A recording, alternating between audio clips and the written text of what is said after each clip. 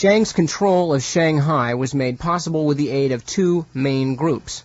Wealthy merchants and foreign capitalists supported the KMT with the understanding that there would be no reforms that threatened their interests.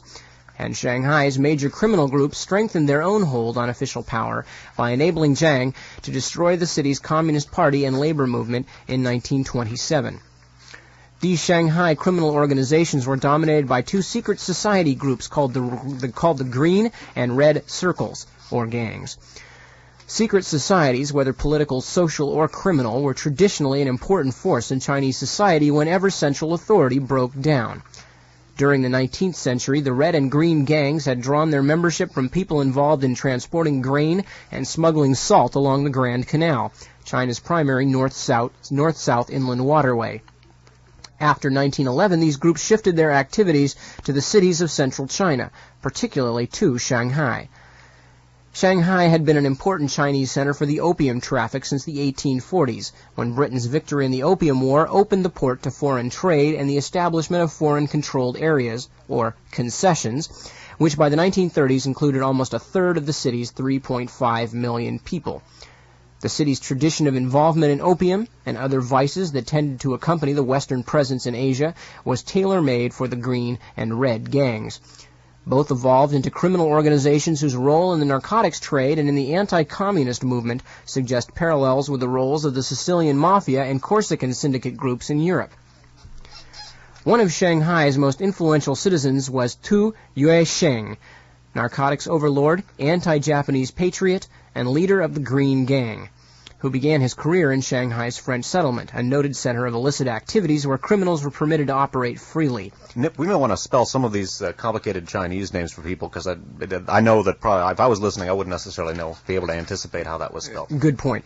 The one we're talking about now, of course, the narcotics overlord and head of the Green Gang is Tu. That's the last name. In Chinese, of course, it's put first. T-U, Tu. And then his first name is Yuesheng, Y-U-E-H-S-H-E-N-G. Tu Yuesheng, narcotics overlord, anti-Japanese patriot, and leader of the Green Gang, who began his career in Shanghai's French settlement, a noted center of illicit activities where criminals were permitted to operate freely. In exchange for tax profits on vice, the French turned the administration of the settlement over to the gangs. Tu became the protege of a man known as Pockmarked Huang, H-U-A-N-G, who is the chief of detectives in the French concession and a major Green Gang leader. In addition to owning several opium dens, Huang served an important function as intermediary in negotiations and disputes between various groups in the foreign-controlled and Chinese settlements. Prior to 1918, Shanghai's opium traffic was based in the British concession, under the control of Chinese from the Swatow area of Kwangtung province. In 1918, the British concession cracked down on opium, depriving the Swatow group of its base and opening the traffic to takeover by the Green Gang, operating from the French concession. During the 1920s, Tu Yuesheng unified the competing gangster organizations involved in the drug traffic and extended his influence from the French settlement out to the more prosperous international settlement. Tu became one of the, quote, Big Three among the Shanghai gangsters, working with Pockmarked Huang and Chang Xiaolin, spelled C-H-A-N-G, and then the other name H-S-I-A-O-L-I-N. This unholy triumvirate controlled the city's underworld in early 1927, when Jiang's Northern Expedition Forces approached. Now, this is Chiang Kai-shek they're talking about. When Jiang's Northern Expedition Forces approached.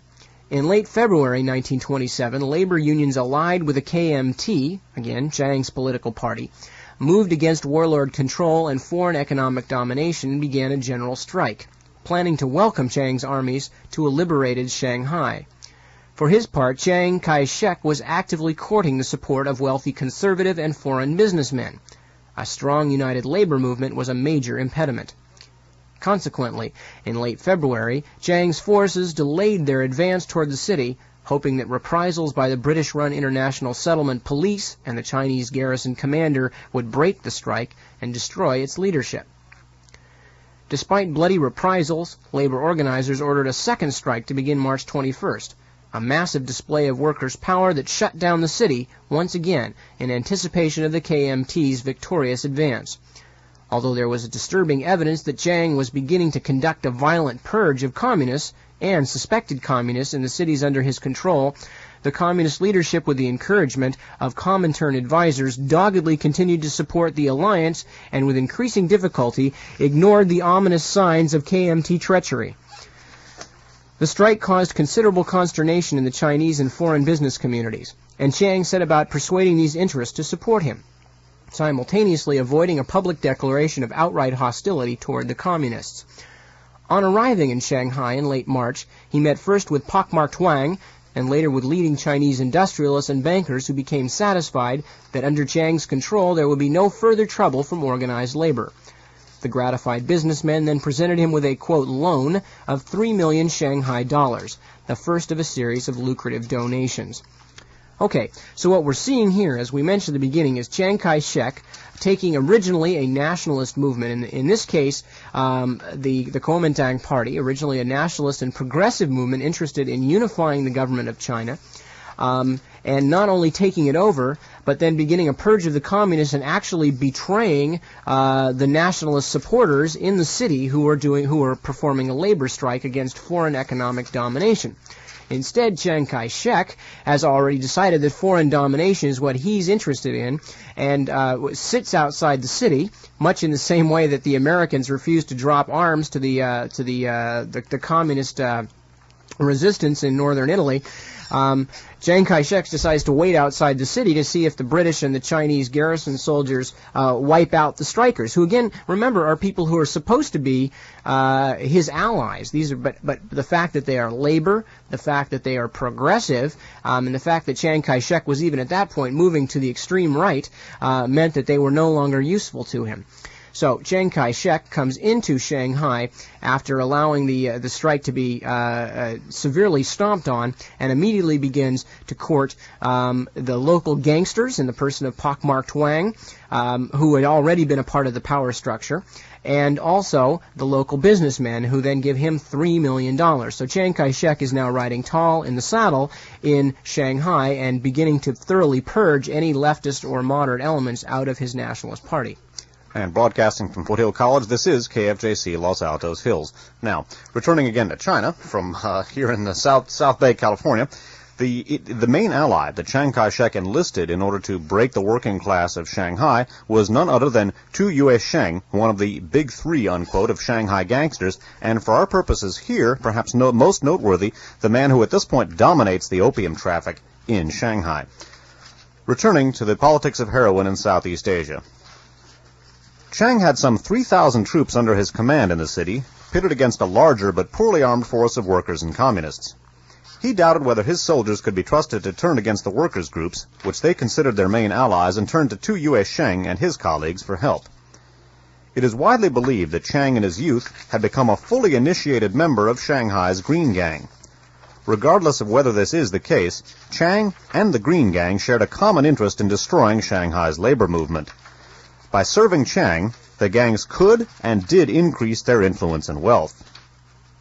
At Chiang's behest, Tu organized a moderate labor group, the Common Advancement Association, which recruited and armed thousands of gangsters throughout the city.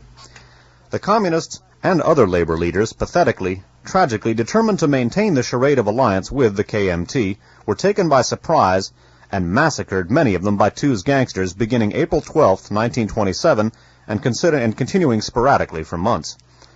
As a result of this coup, Shanghai's gang leaders grew even more powerful. In appreciation for their services and their delivered and anticipated performance as intermediaries between Chiang and the foreign community, the Big Three were appointed as honorary advisors, unquote, to the nationalist government. Furthermore, Tu Yue-sheng was made a major general at Chiang's headquarters, in addition to serving as a municipal official and as an employee of the American-owned Shanghai Power Company. As the purge continued, after 1927, the gangsters, with Kuomintang and foreign support, thoroughly infiltrated Shanghai's labor movement in order to prevent a recurrence of the pre-1927 threat, unquote, from organized labor.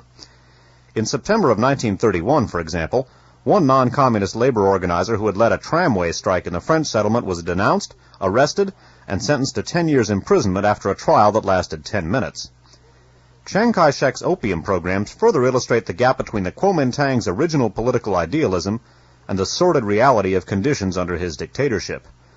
Like the warlords, Chiang needed money to finance his military campaigns, and in August of 1927, the nationalists legalized the opium trade, setting up a monopoly to tax opium sales. Before public pressure forced the scheme's abolition in July of 1928, the government had made an estimated 40 million Chinese dollars. Unofficial government sponsorship of the opium trade continued, and Tu Yue-sheng was a central figure until 1931, when he reportedly cured his own addiction and dropped out of gambling and the drug traffic, leaving its operation to other members of the Green Gang.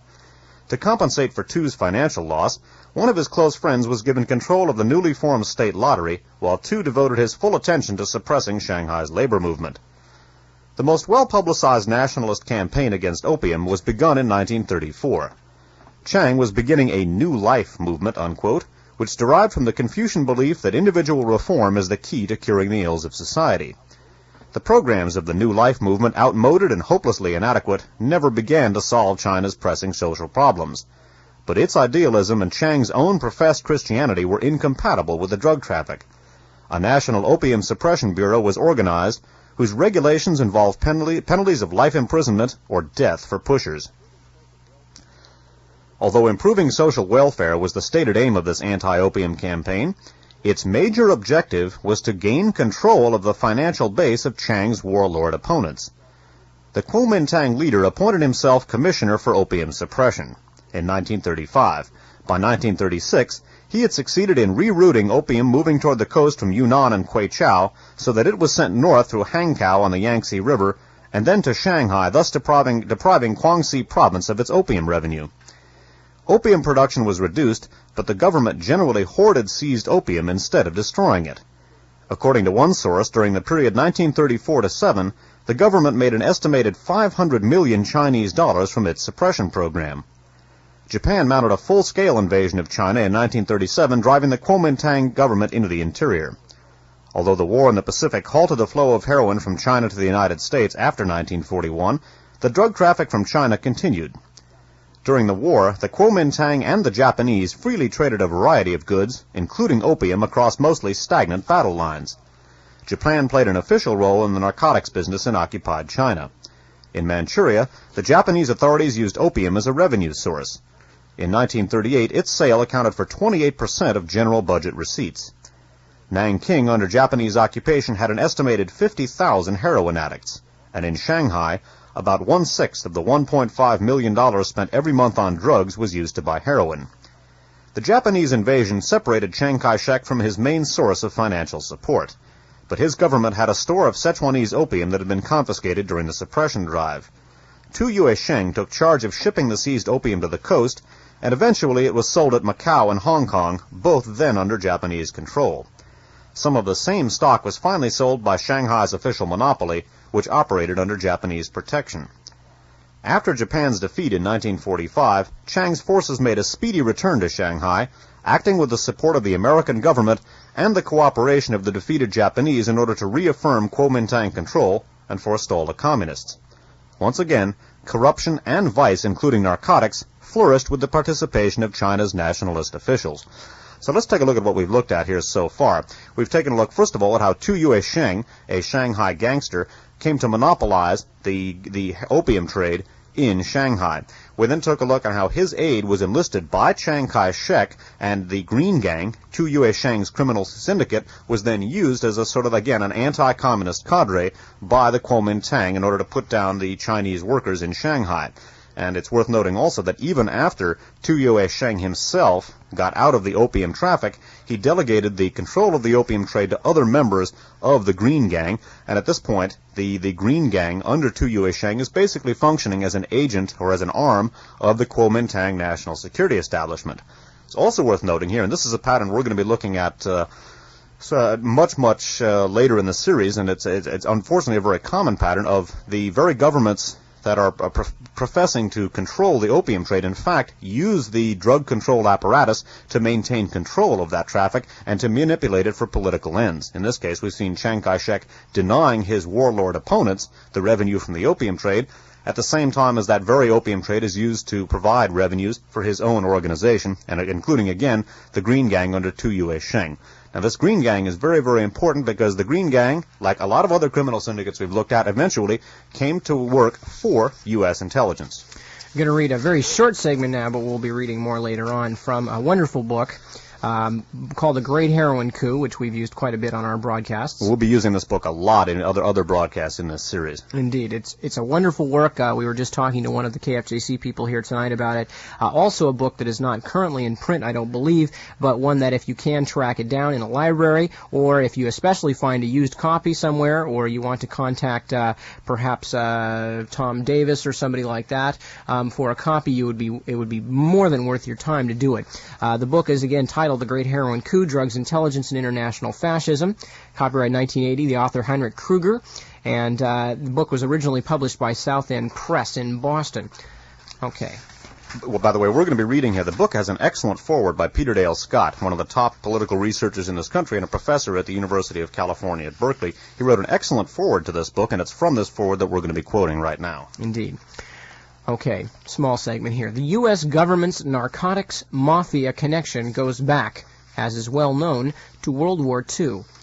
Two controversial joint operations between OSS, Office of Strategic Services, and ONI, U.S. Naval Intelligence, established contacts via Lucky Luciano with the Sicilian Mafia, and via Tai Li, who we will be talking about more on the broadcast, with the dope-dealing Green Gang of Tu Yue Sheng in Shanghai. Both connections were extended into the post-war period as the Luciano and KMT networks slowly resumed their pre-war contacts. So what we're going to be looking at now, as is mentioned briefly in Peter Dale Scott's foreword, is not only the fact of Chiang Kai-shek and his collusion with Tu Yue Sheng's Shanghai dope syndicate, the Green Gang, but in fact the direct connections of the U.S. government through Chiang Kai-shek and through Tai Li, who we're going to be talking about during the broadcast, right into that same milieu in just the same way that we became involved in heroin traffic in Sicily and in Marseille.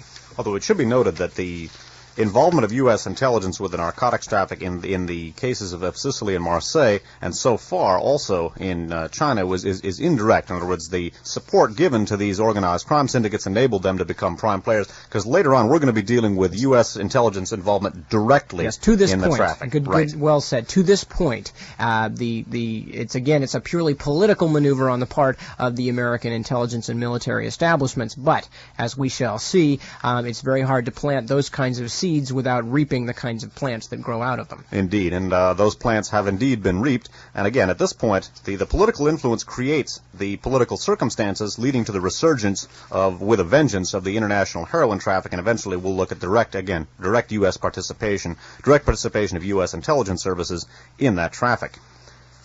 Now remember, the Green Gang under Tu Yue Sheng are being used as, in essence, a branch of the Kuomintang National Security Establishment, an anti-communist cadre in much the same fashion as the OSS and CIA used the Sicilian Mafia and Union Chorus in the examples we looked at earlier. Once again, U.S. intelligence was to form an alliance with the Green Gang, this time through a fellow named Tai Li, who was over Tu Yue Sheng in the Kuomintang National Security Establishment.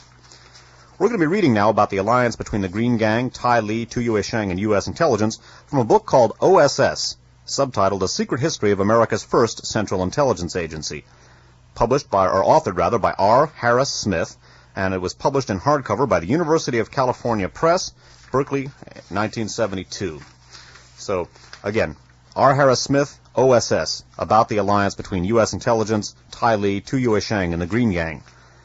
Algan Lucy, L-U-S-E-Y, a former United Press correspondent in Shanghai, was a second Donovan agent at the Chinese capital. William Donovan was the head of OSS, the Office of Strategic Services, America's wartime intelligence service. Beginning again, Algan Lucy, a former United Press correspondent in Shanghai, was a second Donovan agent at the Chinese capital. He had first been hired as a propaganda specialist by the Sherwood branch of COL. Lucy had little contact with Gale, having been assured by, quote, some very influential and powerful Chinese, unquote, that the professor was not in the best of repute, unquote. Beside hatching a futile plot to smuggle submachine guns to the Formosan independence movement, unquote, Lucy devoted his energies to cultivating the friendship of Captain Milton Mary Miles, M-I-L-E-S, a naval officer who flew to China in May of 1942 with vague orders to find out what is going on out there, unquote, and to do whatever you can to help the Navy and to heckle the Japanese, unquote. What most interested Lucy was that Miles, an experienced veteran of the U.S. Asiatic Squadron, had developed close ties to a mysterious Chinese general named Tai Li, that's T-A-I, and then L-I. Operating under the innocuous title of Director, Bureau of Investigation and Statistics, unquote, Tai Li was actually the chief of a combined secret police and intelligence organization said to control over 300,000 agents throughout China and in every foreign nation where Chinese communities existed, from Bangkok to Saigon to San Francisco. The short, stocky Chinese was a shadowy figure who had achieved legendary stature. There were whispered tales of his miraculous escapes from countless Japanese assassination attempts. It was rumored that he had acquired great wealth through his control of the opium trade, that he supervised concentration camps for critics of the Chiang government, that he had no qualms about ensuring thought control through political executions. General Tai, according to one OSS report, was, quote, not the Admiral Canaris of China, but the Heinrich Himmler. Interrupting to place that reference, Admiral Canaris was the head of the Abwehr, German military intelligence during World War II, and of course Heinrich Himmler was the head of the SS. And again, one OSS report compared him, said that he was more like Himmler rather than Admiral Canaris, more like a repressive terror chief and butcher than a true espionage master. Continuing. Tai Li was also the, quote, completely trusted subordinate and guardian of the Generalissimo, subject only to the Generalissimo's orders, unquote. His loyalty to Chiang was a unique trait among the merry nest of gangsters, General Stilwell's term, who comprised the Kuomintang administration. Their friendship went back to the 1920s when Tai Li had joined the Chinese Communist Party to spy for Chiang, his military mentor. The Generalissimo then turned against his communist allies, and Tai Li was assigned the task of persecuting his former comrades.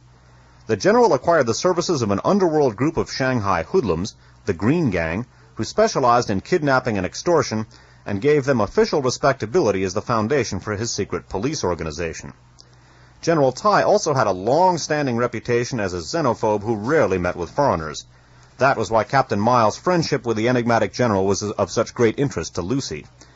With the agreement of Chiang Kai-shek, Tai Li had already suggested to Miles that they cooperate in a Sino-American friendship plan for the training of thousands of Chinese guerrillas and espionage agents. Miles had at first been suspicious of Tai Li. When he learned that General Tai's men had developed poisons in the form of Bayer aspirin tablets and Carter's little liver pills, he rushed home to collect all his household medicines and lock them away in a 4-combination safe. But his wariness faded, and he soon refused to believe that Tai Li was, quote, the head of a Chinese OGPU with which anyone from the United States would be embarrassed to associate, unquote. Without consulting Washington, Miles agreed to the friendship plan. Lucy had mixed feelings about the project. He informed Washington that Tai Li's organization was, quote, very efficient and we can use it to great advantage. It is also considered utterly ruthless, and the inner circle impresses me as being a bunch of cutthroats, unquote. Nevertheless, to keep in Miles' good graces, Lucy asked OSS headquarters to help procure a shipment of short-barreled shotguns for the use of Tai Li's, quote, swell bunch of hard-hitting, honest men, good gunmen in the occupied territories, unquote. So before Nip continues with the saga of Tai Li and the OSS, let's review very briefly. Of course, we've looked already at Tu Yue Sheng, Shanghai organized crime leader, head of the Green Gang, and in that capacity, it has a monopoly over the Shanghai opium traffic. Chiang Kai-shek's government itself becomes sort of the official guarantor of the opium traffic, controlling it in political ways in order to deny the warlords opium revenue while guaranteeing his own Kuomintang organization that very same revenue. The Green Gang is then used by Chiang Kai-shek to suppress workers' strikes in Shanghai.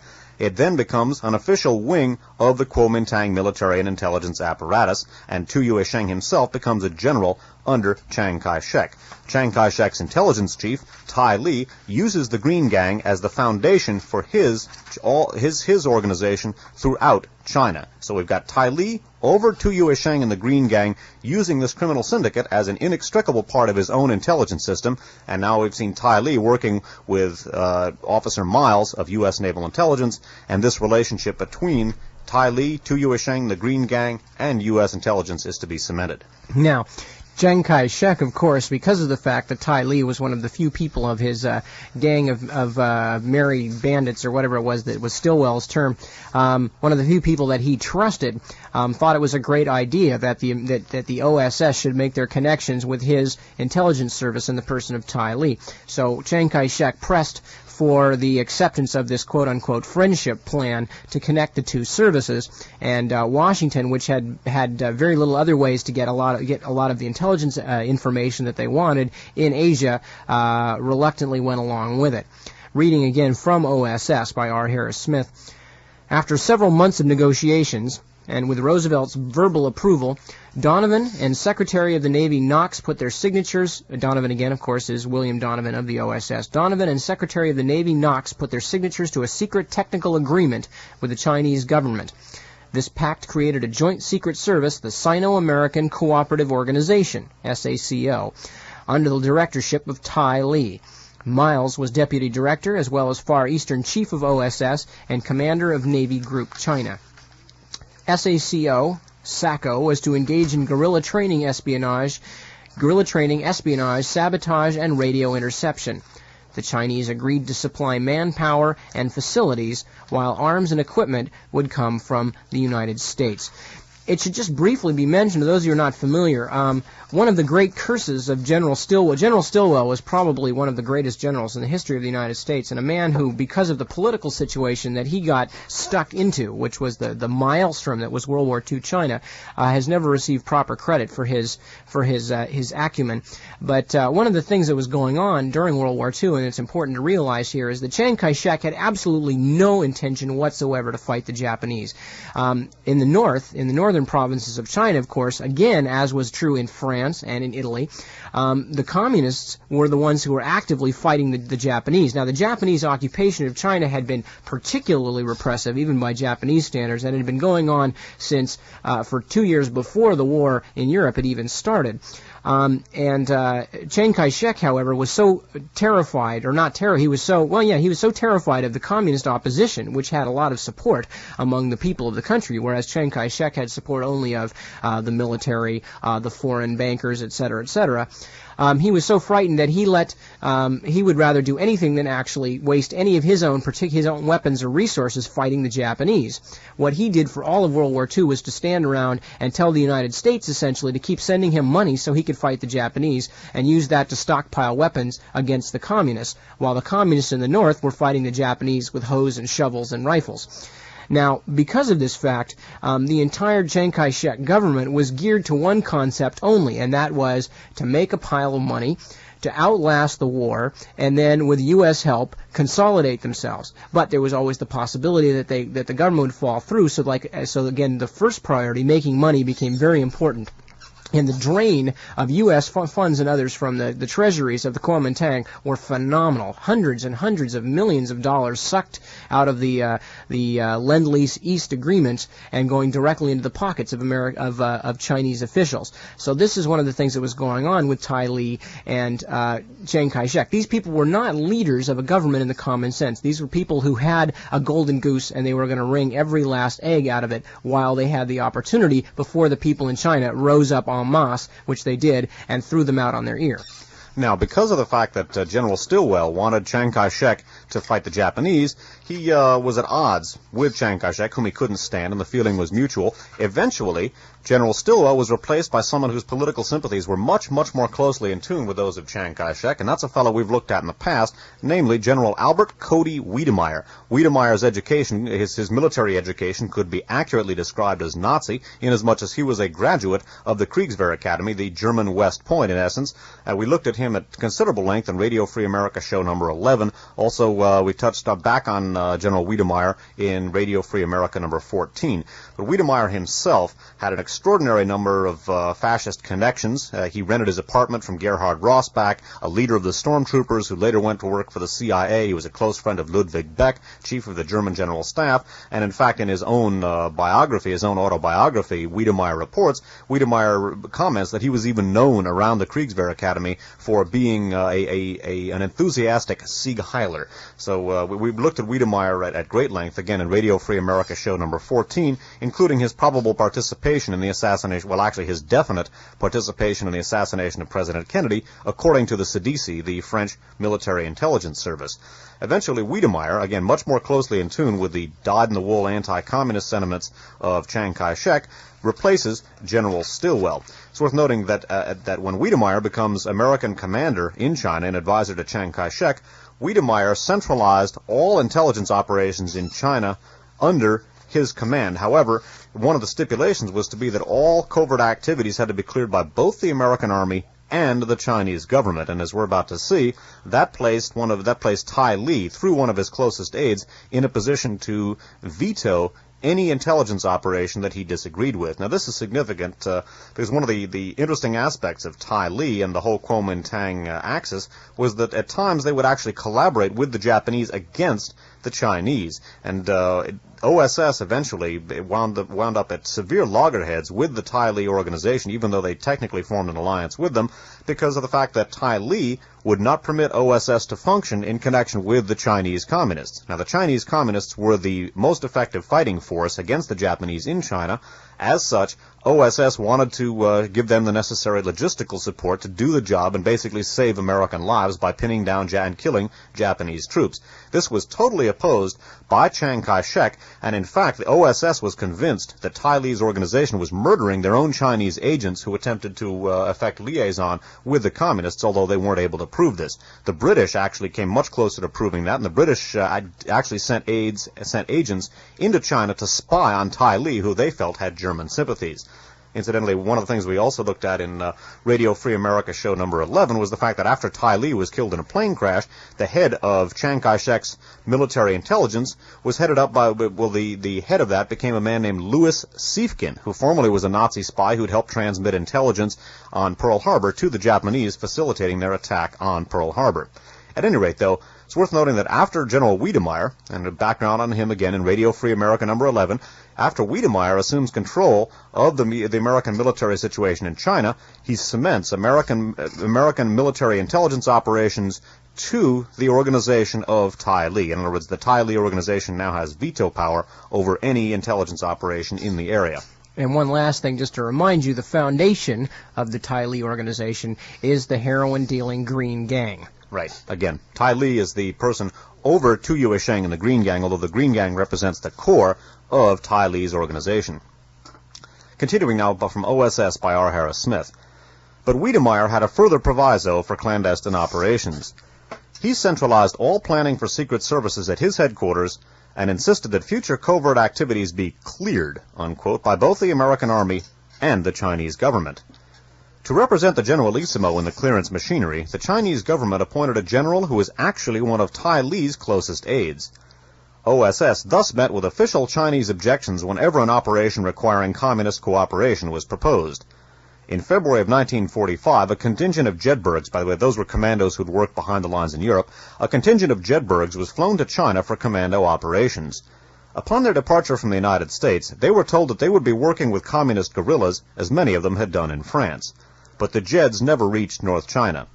Neither did an OSS team organized to direct and actually operate an entire military communications network for the Communists. The unit, commanded by Frank Farrell, a New York newspaper editor in Marine uniform, waited impatiently at OSS headquarters in Kunming throughout the spring of 1945. The central government refused to sanction the mission. Tai Li and Miles continued to charge that OSS was collaborating with Yinan. Interrupting, Yinan was the communist Chinese capital during World War II. In July, Miles claimed that OSS had dropped submachine guns to communist plainclothesmen, unquote, at Shanghai. The point here now is that the Tai Li organization is bound even more closely to the American commitment in China, even though that commitment was actually, in as far as its effectiveness against the Japanese was concerned, was compromised by this very alliance. Even General Wiedemeyer himself, and his political sympathies could accurately be described as fascist, General Wiedemeyer himself spoke very highly, although he was militantly anti-communist, in his own writings he spoke very highly of the military performance of the Chinese communists, and while the war was still going on, did what he could to try and work with those Chinese communists. But Tai Li himself and his organization would not permit this. So it's worth noting here that this alliance actually cost American lives because the Japanese even until quite late in the war, enjoyed good military success in China, simply due to the fact that the Kuomintang was not interested in fighting the Japanese.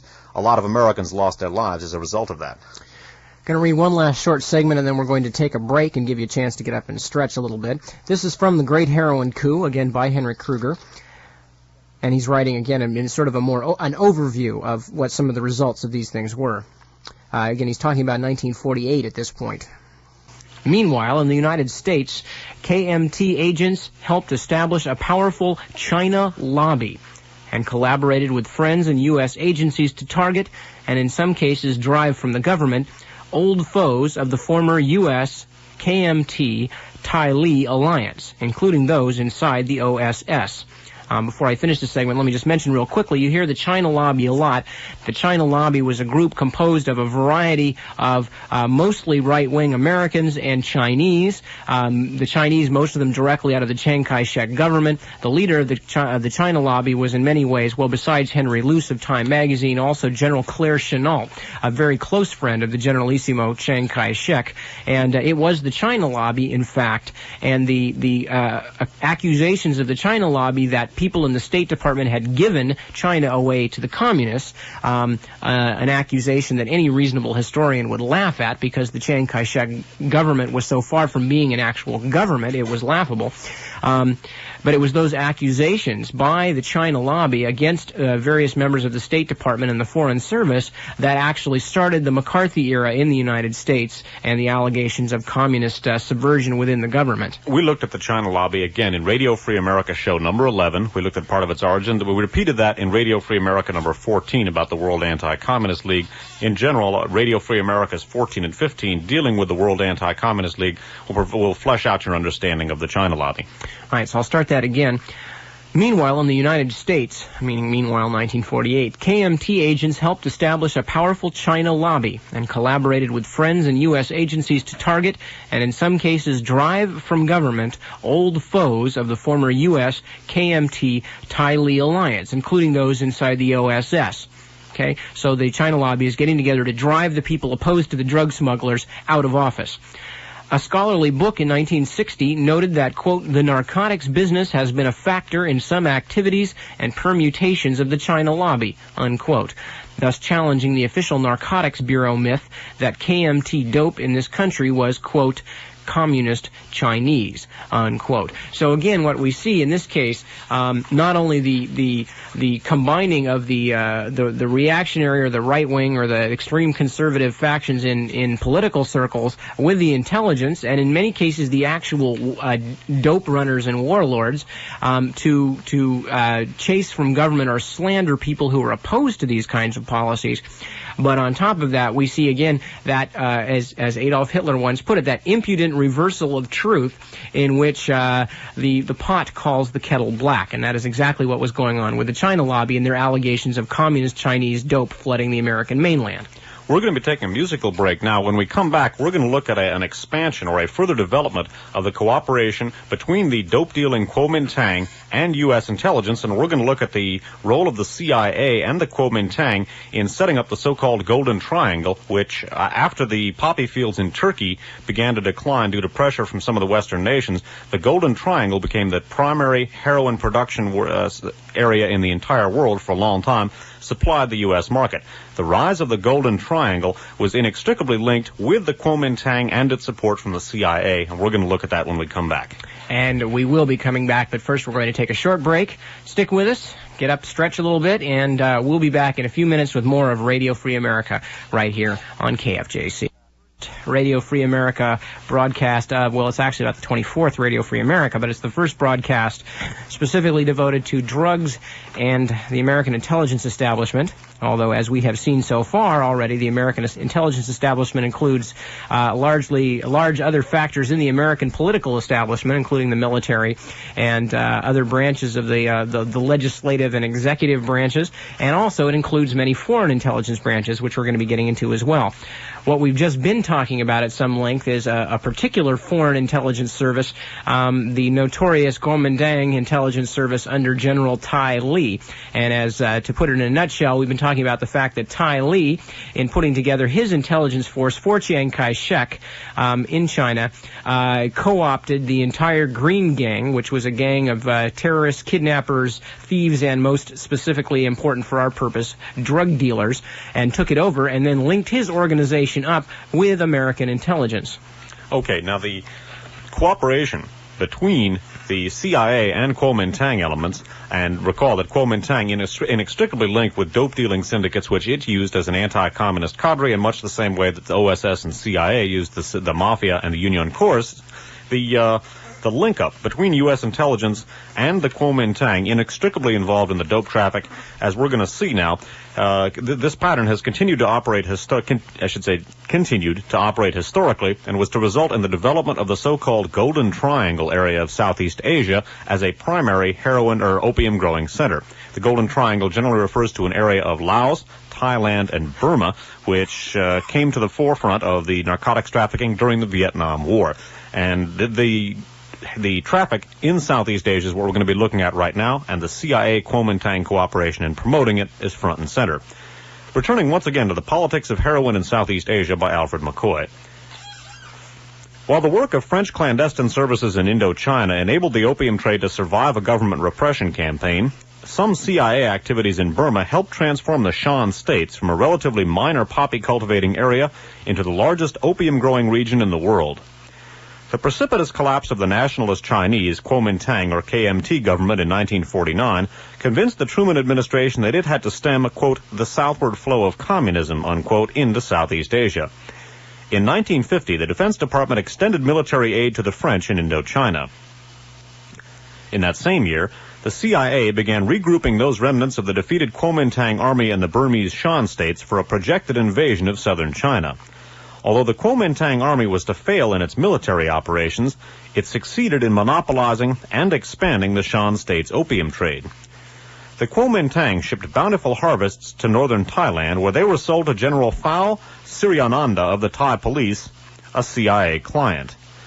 The CIA had promoted the Phao-Kuomintang partnership in order to provide a secure rear area for the Kuomintang, but this alliance soon became a critical factor in the growth of Southeast Asia's narcotics traffic.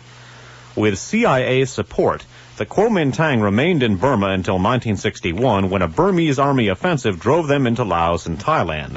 By this time, however, the Kuomintang had already used their control over the tribal populations to expand Shan state opium production by almost 1,000%, from less than 40 tons after World War II to an estimated 300 to 400 tons by 1962. From bases in northern Thailand, the Kuomintang have continued to send huge mule caravans into the Shan states to bring out the opium harvest. Today, over 20 years after the CIA first began supporting Kuomintang troops in the Golden Triangle region, these Kuomintang caravans control almost a third of the world's total illicit opium supply and have a growing share of Southeast Asia's thriving heroin business. All right, continuing with the politics of heroin in Southeast Asia.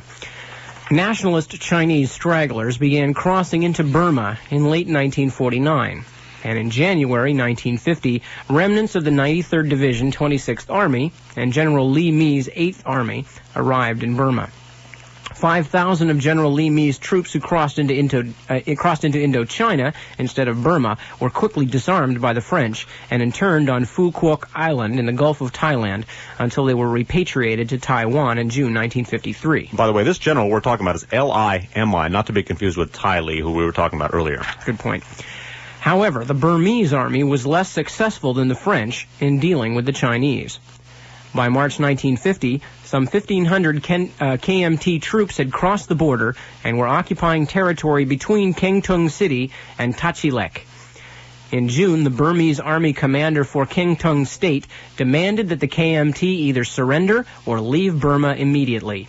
When General Li Me refused, the Burmese army launched a drive from Kengtung City and captured Tachilek in a matter of weeks. 200 of Li Me's troops fled to Laos and were interned, but the remainder retreated to Mong Sat, about 40 miles west of Tachilek and 15 miles from the Thai border. Since the Burmese army had been tied down for 3 years in central Burma, battling 4 major rebellions, its Kengtung contingent was too weak to pursue the KMT through the mountains to Mong Sat. But it seemed only a matter of months until the Burmese troops would become available for the final assault on the weakened KMT forces.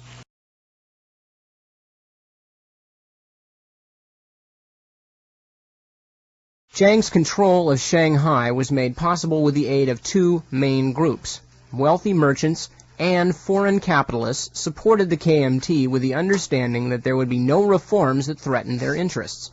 And Shanghai's major criminal groups strengthened their own hold on official power by enabling Chiang to destroy the city's Communist Party and labor movement in 1927. These Shanghai criminal organizations were dominated by 2 secret society groups called the Green and Red Circles, or gangs. Secret societies, whether political, social, or criminal, were traditionally an important force in Chinese society whenever central authority broke down. During the 19th century, the Red and Green gangs had drawn their membership from people involved in transporting grain and smuggling salt along the Grand Canal, China's primary north-south inland waterway. After 1911, these groups shifted their activities to the cities of central China, particularly to Shanghai. Shanghai had been an important Chinese center for the opium traffic since the 1840s, when Britain's victory in the Opium War opened the port to foreign trade and the establishment of foreign-controlled areas, or concessions, which by the 1930s included almost a third of the city's 3.5 million people. The city's tradition of involvement in opium and other vices that tended to accompany the Western presence in Asia was tailor-made for the Green and Red gangs. Both evolved into criminal organizations whose role in the narcotics trade and in the anti-communist movement suggest parallels with the roles of the Sicilian mafia, and sits outside the city, much in the same way that the Americans refused to drop arms to the communist resistance in northern Italy. Chiang Kai-shek decides to wait outside the city to see if the British and the Chinese garrison soldiers wipe out the strikers, who again, remember, are people who are supposed to be his allies. But the fact that they are labor, the fact that they are progressive, and the fact that Chiang Kai-shek was even at that point moving to the extreme right meant that they were no longer useful to him. So Chiang Kai-shek comes into Shanghai after allowing the strike to be severely stomped on, and immediately begins to court the local gangsters in the person of pockmarked Huang, who had already been a part of the power structure, and also the local businessmen, who then give him $3 million. So Chiang Kai-shek is now riding tall in the saddle in Shanghai and beginning to thoroughly purge any leftist or moderate elements out of his nationalist party. And broadcasting from Foothill College, this is KFJC Los Altos Hills. Now, returning again to China from here in the South Bay, California, the main ally that Chiang Kai-shek enlisted in order to break the working class of Shanghai was none other than Tu Yue Sheng, one of the big 3, unquote, of Shanghai gangsters, and for our purposes here, perhaps most noteworthy, the man who at this point dominates the opium traffic in Shanghai. Returning to the politics of heroin in Southeast Asia. Chiang had some 3,000 troops under mafia and Corsican syndicate groups in Europe. One of Shanghai's most influential citizens was Tu Yue Sheng, narcotics overlord, anti-Japanese patriot, and leader of the Green Gang, who began his career in Shanghai's French settlement, a noted center of illicit activities where criminals were permitted to operate freely. Nip, we may want to spell some of these complicated Chinese names for people, because I know that probably if I was listening, I wouldn't necessarily be able to anticipate how that was spelled. Good point. The one we're talking about now, of course, the narcotics overlord and head of the Green Gang is Tu. That's the last name. In Chinese, of course, it's put first. T-U, Tu. And then his first name is Yue Sheng, Y-U-E-H-S-H-E-N-G. Tu Yue Sheng, narcotics overlord, anti-Japanese patriot, and leader of the Green Gang, who began his career in Shanghai's French settlement, a noted center of illicit activities where criminals were permitted to operate freely. In exchange for tax profits on vice, the French turned the administration of the settlement over to the gangs. Tu became the protege of a man known as Pockmarked Huang, H-U-A-N-G, who was the chief of detectives in the French concession and a major Green Gang leader. In addition to owning several opium dens, Huang served an important function as intermediary in negotiations and disputes between various groups in the foreign-controlled and Chinese settlements. Prior to 1918, Shanghai's opium traffic was based in the British concession, under the control of Chinese from the Swatow area of Kwangtung province.